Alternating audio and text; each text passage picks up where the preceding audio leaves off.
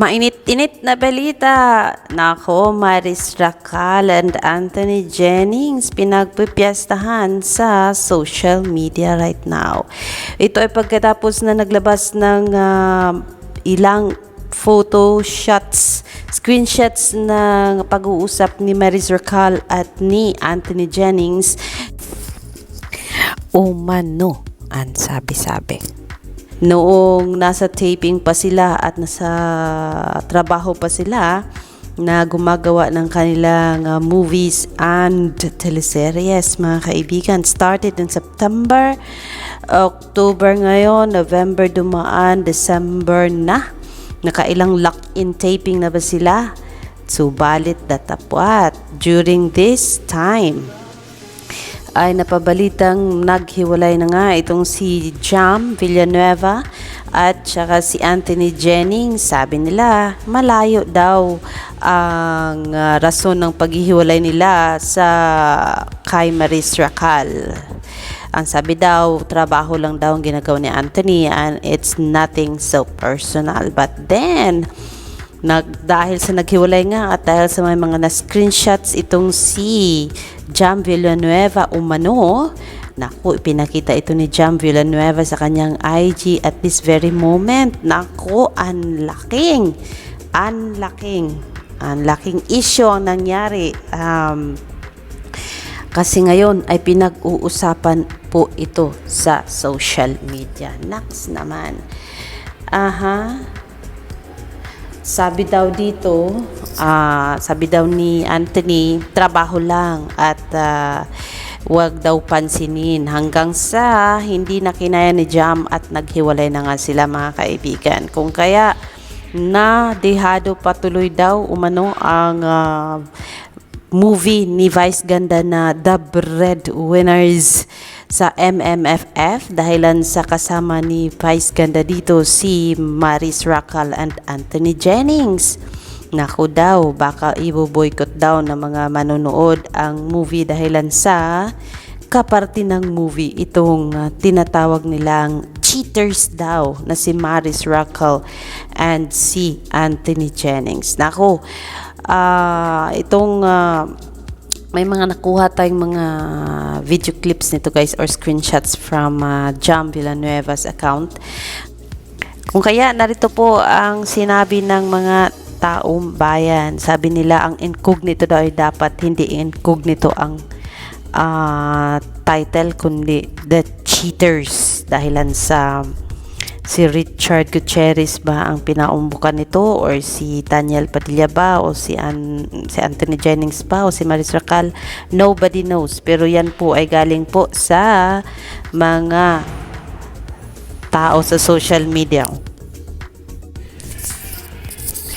dahilan sa mga photos na na-post sa social media kamakailan lang. Sabi dito ni Kale, sorry Maris, hanggang dito na lang, idol pa naman kita pero nakaka-disappoint talaga. Ikaw na halos laman ng Twitter ko. Sinayang mo lahat ng pinaghirapan mo sa career mo. And ngayon pa talaga kung kailan sunod-sunod ang endorsement mo, movie and serye mo. Sabi naman ni Beniyak, Anthony is out of the picture. Okay, Maris Racal, grabe yung mga resibo ni Jam. How are they gonna disprove this? Maris and Anthony say goodbye to your careers. O, diba? Ayan o, may mga pictures pa nga. I don't know anong ginagawa ng dalawa. Kiss pa or nagbubulungan ba? And yes, mga kaibigan, this is such big news right now. We do not know as to the veracity, kano ba katotoo ng istoryang ito. Pero yes, after months of speculations from fans about the Love Names IRL relationship, Anthony Jennings' ex-girlfriend Chamberlain speaks her truth about the actor's alleged affair with Maris Racal. Dito ni DBKDBini, my God, parang lahat ng cast ng Incognito ay cheaters. Sabi niya dito. Sabi naman ni Blair, gago, punta kayo sa IG account ng ex ni Anthony Jennings. Ina-expose na si Maris at saka si Jennings. Samantala, mga kaibigan, isang napakalaking problema nga ito. Sabi dito ni Miss M. Mr. Rizal says, touch me now. Maris Racal says, I will touch myself na lang. And sobrang dami. Ito pa, sabi sa rap, I'll touch myself lang. You miss my body. Parang tinatry mo ko ubusin. So yes mga kaibigan, ilan lang yan sa mga nakasulat doon sa hindi po yan galing sa akin, but then yan po ay galing po sa naipost ng isang Jam Villanueva. Sabi dito ni Senyora Maris Racal, ikaw na babae mong tao, nilalandi mo ang mga may jowa. Yes, ikaw ang 90% nasisihin dito, cause based on the SS, ikaw, screenshot, ikaw ang uhaw na uhaw and you were seducing him. Maris Racal, may pa-baby kisses ka pang nalalaman. Ay, namin ang nagagalit tuloy kay Maris Racal. Sabi naman ni Marchie, mag-study, magbasa ng expose ni Jamela Villanueva, ex ni Anthony, about sa cheating incident ni Maris Racal and Anthony Jennings.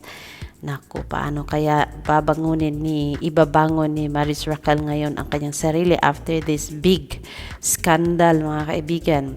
Sabi dito ng A Rogue Fan, Maris Racal entering December and ending of the year with 2 new endorsements. Just be you. Miss Maris Racal continue to soar high.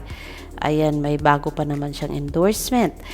Sinisisi pa siya na baka hindi pwedeng panuorin ng mga viewers or ng mga Pilipino ang the breadwinners dahilan sa kay Maris Racal and Anthony Jennings. Nako.